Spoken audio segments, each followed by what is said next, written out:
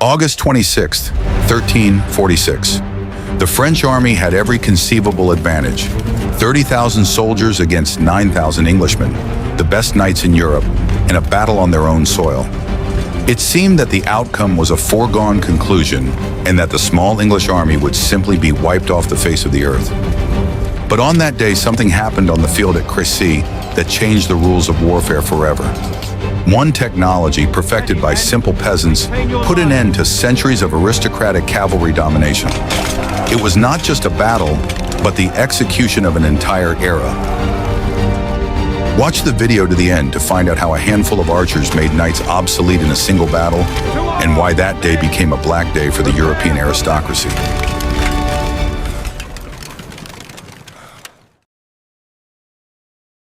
What if I told you that absolutely everything you firmly believed about medieval knights and their invincibility is a romantic untruth and a myth? Before the famous Battle of Crécy in 1346, the typical French knight was the embodiment of the military power and technological superiority of his time. He was clad in the finest steel armor that the advanced technology of the time could produce for a huge sum of money, and sat proudly on a powerful warhorse, specially trained since childhood, which cost a fortune. This was the pinnacle of Europe's military elite, accustomed to victory over any opponent and undefeated by commoners throughout centuries of domination. For the proud French noblemen of high birth, war was above all a matter of personal honor, knightly glory, and an opportunity for enrichment through ransoms. They rode confidently into battle as if it were another tournament or celebration, joyfully anticipating individual duels with worthy opponents and rich spoils in the form of ransoms for prisoners. The very idea that they, noble warriors, could be seriously opposed by some despicable commoners without pedigree seemed deeply offensive and absurd to them. The knights considered themselves invincible warriors, created for war by God himself, and did not perceive the infantry as a serious threat to their dominance on the battlefield. Their combat tactics were extremely simple, straightforward, and proven by many centuries of successful battles. A powerful, unified frontal attack by heavy armored cavalry en masse on the center of the enemy formation. This crushing blow from armored horsemen at full gallop was supposed to easily crush any enemy infantry, turning an organized formation into a chaotic, panicked retreat in a matter of minutes.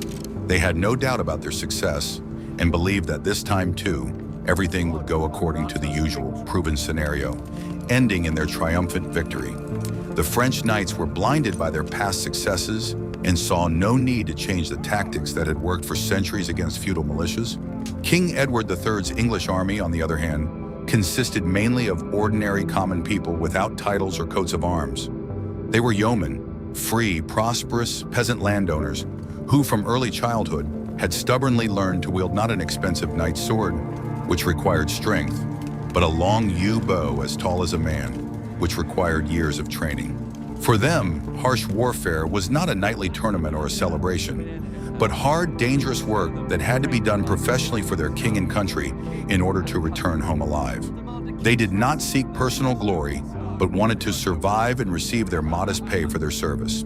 Their psychology and worldview were completely different, radically different from that of knights. They did not seek individual glory in one-on-one duels, but acted as a single coordinated fighting mechanism under the command of experienced officers. Each disciplined archer knew exactly where he belonged in the dense formation and understood that his personal life and survival depended directly on the discipline, training, and reliability of his neighbors on the right and left. Individualism was deadly dangerous, while collective action was the key to victory and survival for the entire unit.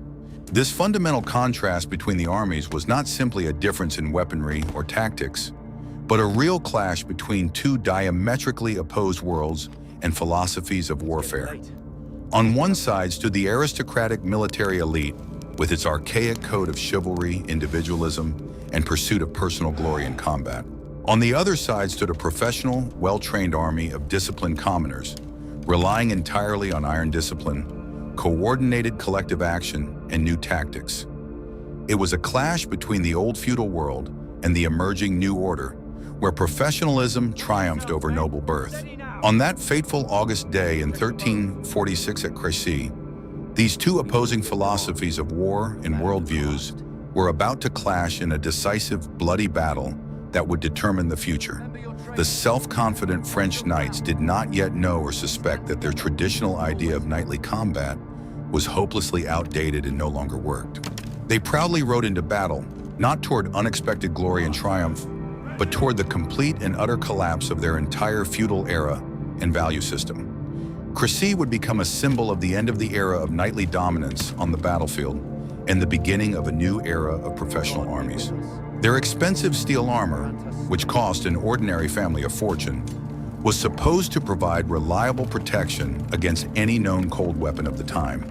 Swords, spears, axes, but they were completely unprepared and ill-equipped for the deadly weapon that the cunning English King Edward III had specially prepared for them at their chosen position. It was a revolutionary military technology involving the massive use of long-range weapons, against whose destructive power their renowned steel proved virtually powerless and useless. The English longbow pierced armor at a distance where knights could not respond, which completely changed the rules of war. Before the battle began, the far-sighted King Edward III of England made a strategic decision that many of his own nobles and knights sincerely considered extremely strange and humiliating to their dignity. He categorically ordered his English knights to dismount from their horses and stand shoulder to shoulder with ordinary peasant archers in a single formation, which was unheard of. It was a revolutionary, unprecedented step that equated a noble aristocrat with a simple peasant in battle, which contradicted the entire feudal hierarchy. For many knights, it was an insult to their honor, but they obeyed the king's order, trusting his military genius. It was this unusual alliance of aristocrats and commoners, united by a common goal, that was the key to the English crushing victory over a numerically superior enemy. He effectively countered the traditional French cavalry attack with an unbreakable defensive wall of steel formed by dismounted knights and thousands of deadly arrows flying in a continuous stream. The attacking French never understood until the very end what exactly they were facing on the battlefield, why their attacks were repeatedly repelled by this wall of fire and steel. They continued to attack according to the old rules, not realizing that the rules of war had changed forever that day. It would be very interesting to hear your balanced opinion on these events.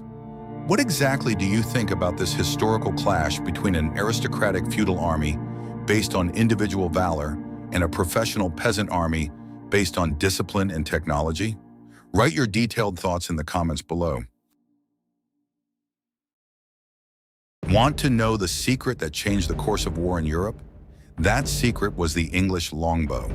This weapon was not just a piece of wood, but the pinnacle of technology and years of training that turned the English army into the most deadly force of its time.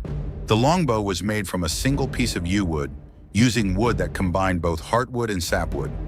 This gave the bow a unique combination of flexibility and power. Its length often exceeded the height of the archer himself, reaching almost 2 meters. The tension of such a bow was enormous, sometimes reaching 80 kilograms. To draw it required not only strength, but also a special technique that was taught from early childhood.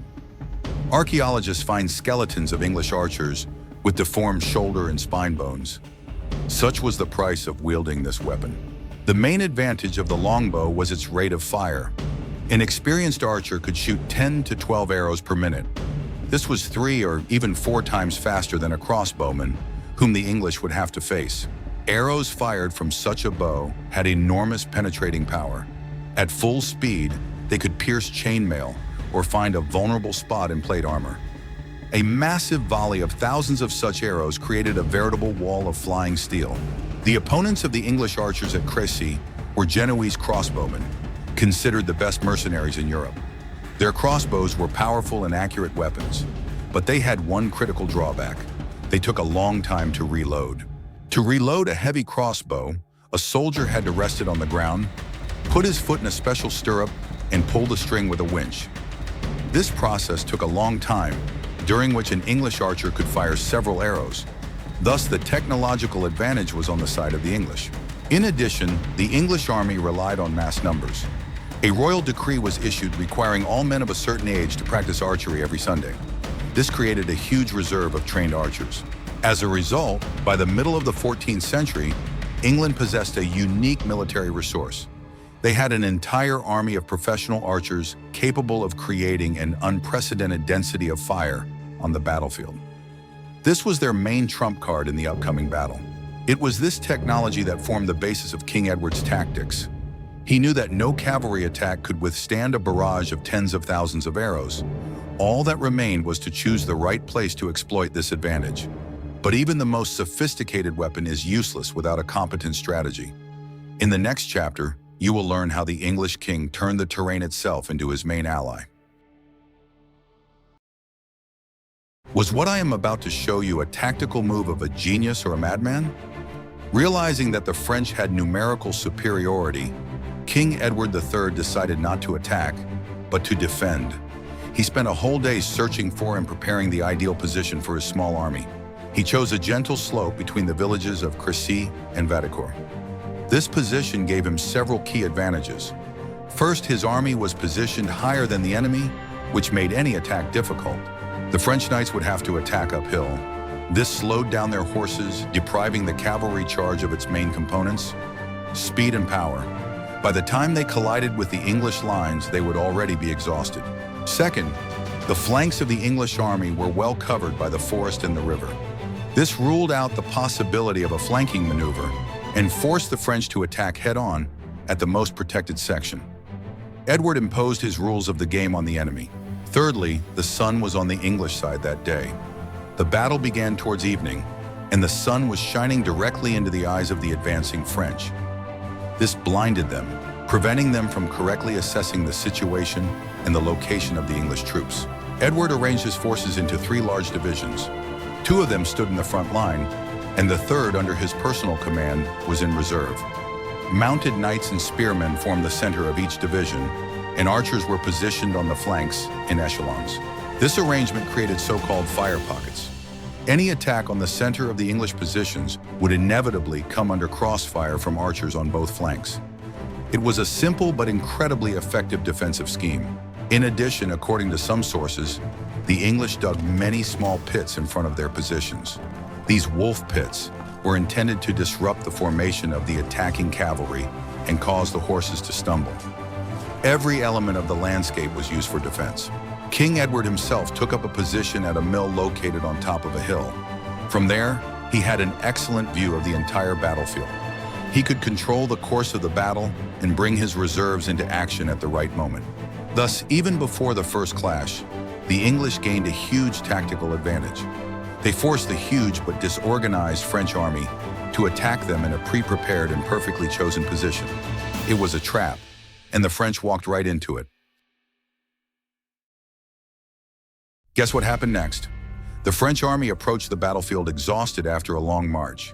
King Philip VI wanted to give his troops a rest, but his nobles, seeing the small English army, were eager to fight and did not want to wait until morning.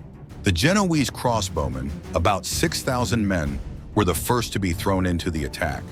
Their task was to suppress the English archers and clear the way for the knightly cavalry. However, from the very beginning, everything went wrong. Just before their advance, there was a short but heavy downpour. It wet the crossbow strings, weakening their tension and reducing their effectiveness. The English archers simply removed their strings and hid them under their helmets, keeping them dry. When the Genoese came within firing range and fired their first volley, their bolts did not reach the English positions. They fell without causing any damage. In response, the English archers stepped forward and fired their first devastating volley. Thousands of arrows rained down on the ranks of crossbowmen. The effect was stunning. Unlike the crossbowmen, who were not supposed to wear armor, the archers were protected by light armor and helmets. The Genoese could not withstand such resistance and began to retreat. They were professionals, but they had never encountered such density and speed of fire. Their fighting spirit was broken after the first volley. The French knights standing behind the Genoese took this retreat as cowardice and betrayal. Without understanding the situation, they decided that the mercenaries were interfering with their glorious attack. What happened next determined the outcome of the battle. The Count of Alençon, who commanded the vanguard, gave the order to attack. The French cavalry rushed forward, straight through the ranks of their own retreating crossbowmen. Complete chaos ensued as the knights trampled and cut down their own infantry. It was a catastrophic failure of military command. Instead of an organized attack, there was disorderly movement, mixing different types of troops. The French army attacked itself before it even reached the enemy. The English calmly watched this chaos from their hill. Their archers continued to methodically send volley after volley into this confused mass of people and horses. Edward III's trap worked perfectly. How did this initial chaos affect the main striking force of the French, the knightly cavalry? We will discuss this in the next chapter. Despite the chaos in their own ranks, the first wave of French knights still reached the foot of the hill. They were the elite of the European nobility, confident in their invulnerability. They rushed up the slope, straight towards the English positions. It was at this moment that the English archers showed their full power. Tens of thousands of arrows rained down on the attacking cavalry. According to eyewitnesses, the sound of the flying arrows was like the noise of a violent storm. The knight's armor was well protected from the front, but the arrows found vulnerable spots. However, the archers' main target was not the horsemen themselves, but their horses. War horses were much less well protected, and it was they who became the first victims of the English bows. Horses struck by arrows fell, creating real obstacles in the path of subsequent waves of attackers. The cavalry formation was disrupted, and the attack lost its speed and cohesion. Knights thrown to the ground in their heavy armor became helpless. The few who still managed to break through the hail of fire encountered a second line of defense. English knights and spearmen, fighting on foot, met them with a wall of spears and swords. Exhausted after climbing the slope, the French could not break through this formation. The climb up the rain-slicked slope finally exhausted the attacking cavalry. Their attack faltered, never reaching its goal. They were forced to retreat, leaving many of their comrades on the field. But the French command did not learn anything from this failure. Instead of regrouping and changing tactics, they decided to repeat the attack. Knightly honor demanded that they wash away the shame of their first failure. Again and again, the French knights gathered at the foot of the hill and launched themselves into a suicidal attack. Each new wave crashed against the English defenses, just like the previous one. They acted without any plan, obeying only blind fury. Meanwhile, the English archers continued their work. They did not engage in close combat, but methodically shot down each new wave of attackers.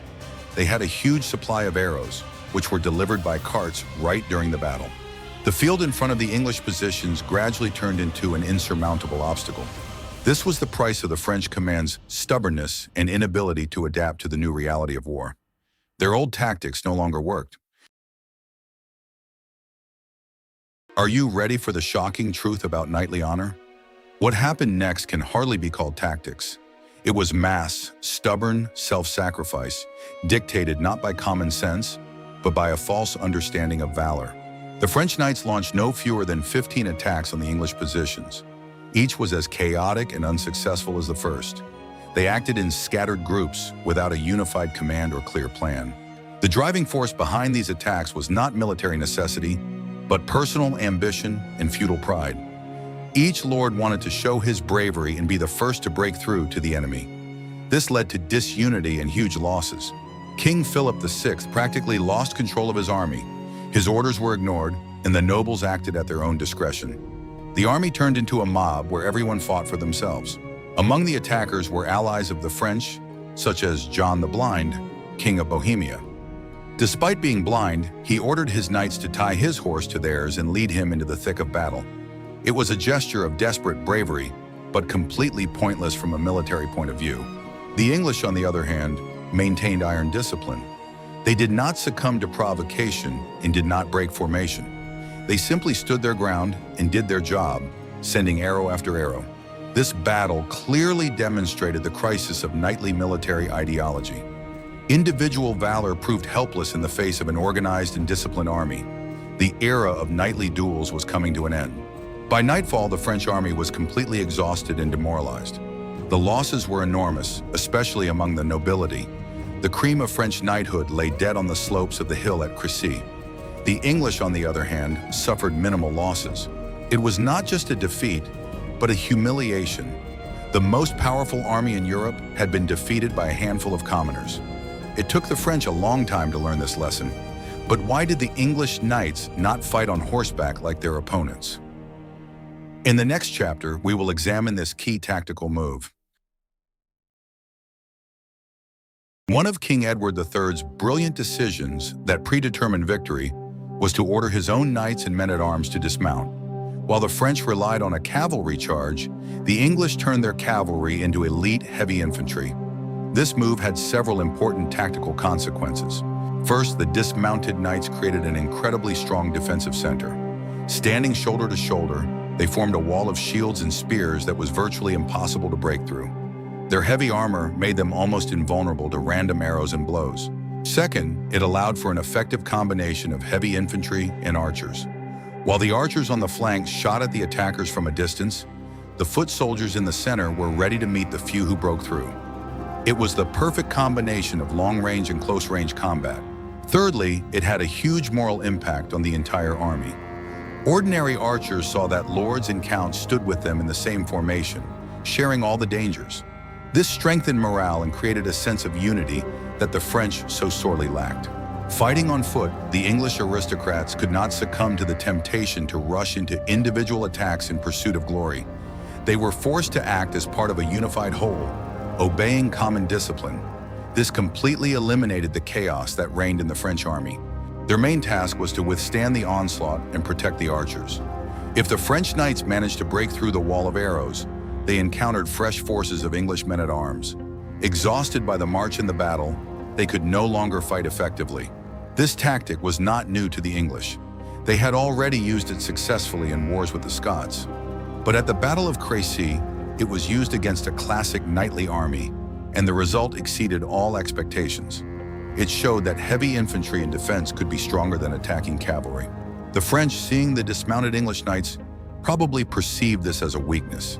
They could not understand why anyone would voluntarily give up their main advantage, a warhorse. But this was precisely Edward's tactical genius. He sacrificed mobility for the sake of defensive strength. He understood that in the specific conditions of this battle, on this hill, it was the steadfastness of the infantry that would be the key to victory.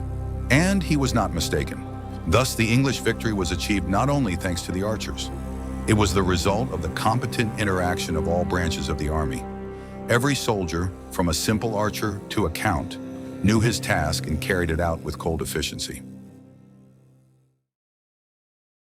The Battle of Crécy was a moment of glory not only for the English bow, but also for the heir to the throne. The right flank of the English army was commanded by King Edward's son, the 16-year-old Prince of Wales, who went down in history as the Black Prince. For the young heir, this was his first serious battle. The king deliberately entrusted his son with one of the most responsible sections. He wanted the prince to prove his right to be the future king and commander. It was a risky but well-thought-out decision. At the most intense moment of the battle, one of the French attacks nearly broke through the defenses in the prince's sector. The situation became critical. The Earl of Warwick, who was the young Edward's tutor, sent a messenger to the king with a request for help. The messenger found the king at his observation post near the mill. He conveyed the earl's request, informing him that the prince was in great danger. King Edward III's response has gone down in history. He asked the messenger if his son was still alive. Receiving an affirmative answer, the king refused to send reinforcements. He said, "Let the boy earn his spurs," meaning let him prove himself worthy of knighthood. The king added that he wanted all the glory of that day to belong to his son. He saw that the overall situation on the battlefield was under control, and he used this critical moment to educate the future monarch. This response was conveyed to the prince and his soldiers. It inspired them to a new feat. They understood that there was no help coming and that they had to stand their ground until the end. Gathering all their strength, the prince's soldiers repelled the fierce French attack. This episode became legendary. It demonstrated the composure and foresight of King Edward III as a commander and father. He trusted his son and his soldiers and was confident in their resilience. For Prince Edward, this day marked the beginning of his brilliant military career. He earned the respect of the entire army and proved himself a worthy heir. His personal bravery became one of the symbols of the victory at Crécy. When the fog cleared the next morning, the English saw the full extent of their victory. The field in front of their positions was littered with the bodies of French knights and their horses. The scale of the disaster that had befallen the French army was enormous. The English began to count the enemy's losses. The French king's brother and nephew, 2 dukes, 12 counts, and more than 1,500 knights and nobles had been killed. The total French losses, including infantry, are estimated at 10,000 men or more. The English losses were incomparably small. According to various estimates, they range from 100 to 300 men. Such a ratio of losses was unprecedented for medieval battles and clearly demonstrated the effectiveness of English tactics. The victory at Crécy had enormous political and military consequences. It allowed Edward III to continue his campaign unhindered and lay siege to the important port city of Calais. The capture of Calais gave England a strategic foothold on the continent, which they held for more than 200 years. The military prestige of French knighthood was completely destroyed. It became clear that the old methods of warfare no longer worked.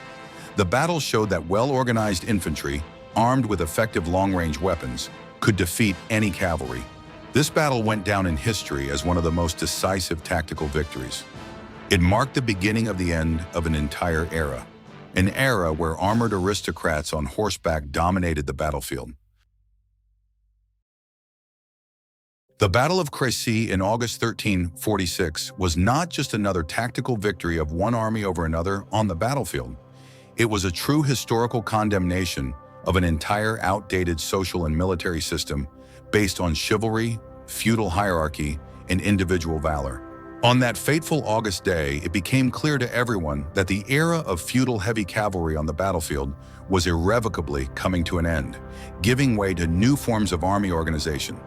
The world of medieval warfare, which had existed for centuries, collapsed in a single day under a hail of English arrows, and nothing could restore it to its former state. The main strategic lesson of Crécy was a fundamental discovery. Iron discipline and precise organization of troops unconditionally defeat simple numerical superiority and the individual knightly valor of individual warriors. The English army, relatively small in number, but well-trained and commanded by experienced leaders, where each soldier clearly knew his place and task in the overall plan, crushed the huge but chaotic and poorly coordinated feudal militia of the French. It was an unconditional triumph of military professionalism, systematic training, and discipline over aristocratic amateurism, self-confidence, and outdated ideas about warfare. Crécy proved that organization is more important than bravery, and that collective action is more effective than individual feats on the modern battlefield.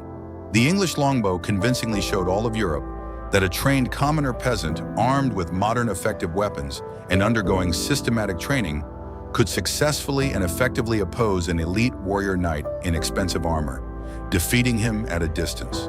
The social divide between classes on the battlefield began to rapidly disappear under the influence of technology. The real value and effectiveness of a warrior was no longer determined by his noble origins or long pedigree, but by his practical combat skills, training, and ability to use weapons effectively. This was a revolutionary change in worldview, undermining the foundations of feudal society, where status was determined by birth. The bloody battle convincingly demonstrated to all contemporaries the increased decisive role of organized infantry in warfare. For many centuries, infantry had traditionally been considered a secondary auxiliary branch of the military, whose task was only to support the main attack of the noble knights and finish off the wounded. Now, however, well-organized infantry and a well-chosen defense had convincingly shown that it could decide the outcome of a major battle entirely on its own, without the help of cavalry. Infantry went from being a support force to the main striking force of the army, which completely changed the structure of the armed forces and their requirements for their training and armament. King Edward III's innovative tactics, which masterfully combined the strong defensive capabilities of heavy infantry with the devastating firepower of massive volleys from thousands of archers, became the classic model for many years to come. It determined the main direction of development of European military art and tactics for several decades to come. Armies across Europe, learning from French mistakes, began to pay much more attention to training and equipping various types of archers and building a strong, stable line of defense capable of withstanding cavalry attacks. Defensive tactics came to be valued on a par with offensive tactics, which was a new phenomenon in the military affairs of that era. The economic consequences of the defeat were also extremely significant for both sides of the conflict. The cost of a full knight's equipment, including armor, weapons, and a war horse, was truly enormous, comparable to the annual income of an entire village. And the sudden loss of several thousand knights in a single battle was a heavy blow to the economy of France as a whole and its military potential. The English yeoman archer, on the other hand, was much cheaper to train, equip, and maintain, which gave him a huge economic advantage. One English archer cost dozens of times less than a French knight, but on the battlefield he was no less, and sometimes even more effective, which changed the economics of war. The historic Battle of Crécy marked the real beginning of the so-called infantry revolution in European warfare for centuries to come. In the centuries that followed, it was the numerous infantry, armed first with bows and powerful crossbows, and then with revolutionary firearms, that would become the undisputed queen of the battlefield. The role of traditional heavy cavalry gradually but steadily declined to auxiliary functions. Reconnaissance, pursuit of defeated enemies, and flank attacks on weakened areas. Cavalry transformed from the main striking force into an auxiliary branch of the army, which was unimaginable at the beginning of the 14th century for contemporaries. Of course, knighthood as a social class and cultural phenomenon did not disappear instantly on the day after the defeat. It continued to exist and play an important role in society for a long time, several centuries, but its real military significance and dominance on the battlefield steadily and irreversibly declined with each passing decade. The Battle of Crécy dealt it a fatal blow, from the severe consequences of which it was never able to fully recover and restore its former position. Knights gradually transformed from a military elite into a ceremonial aristocracy, preserving traditions but losing their military significance. A whole new era in warfare, based on professionalism and technology rather than ancestry, began on the gentle slopes of a hill near the small French village of Crécy-en-Ponthieu, forever changing the face of war. We see how a single battle can change the course of history. The Battle of Crécy is not just a story about arrows and armor, it is a story about how discipline, technology, and competent tactics can overcome brute force and outdated ideas about warfare. The English did not just win, they presented the world with a new model of an army, professional, disciplined, and based on the interaction of different branches of the military. This lesson changed European military art forever. What other great battles of the past that changed the course of history would you like to see in our future videos? Suggest your topics in the comments, and don't forget to subscribe to our channel so you don't miss new episodes.